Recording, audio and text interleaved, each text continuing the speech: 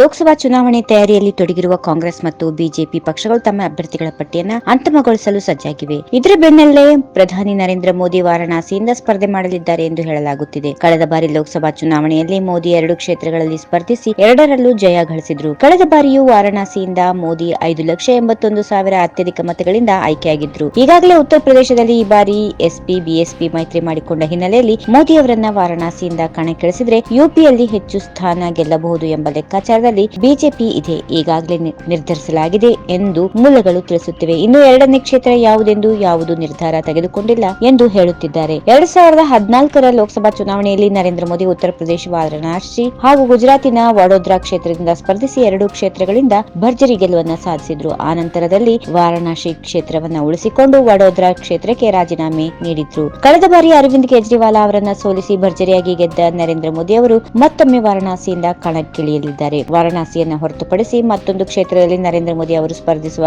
ಎಲ್ಲಾ ಸಾಧ್ಯತೆಗಳು ಇವೆ. ಆದ ಕಾರಣದಿಂದ ಈಗ ಮತ್ತೊಂದು ಕ್ಷೇತ್ರದ ಹುಡುಕಾಟದಲ್ಲಿ ನರೇಂದ್ರ ಮೋದಿ ಅವರು ತೊಡಗಿಕೊಂಡಿದ್ದಾರೆ. ಇನ್ನು ಮತ್ತೊಂದು ಕ್ಷೇತ್ರ ಕರ್ನಾಟಕದಿಂದ ಎಂಬ ಮಾತುಗಳು ಕೇಳಿಬರುತ್ತಿವೆ. ಈಗ ವಾರಣಾಸಿಯ ನಂತರ ಇಡೀ ದೇಶದ ಗಮನ ಕರ್ನಾಟಕದತ್ತ ನೆಟ್ಟಿದೆ. ಈ ವಿಡಿಯೋ ನಿಮಗೆ ಇಷ್ಟವಾದಲ್ಲಿ ಲೈಕ್ ಮಾಡಿ, ಶೇರ್ ಮಾಡಿ, ಸಬ್ಸ್ಕ್ರೈಬ್ ಮಾಡಿ.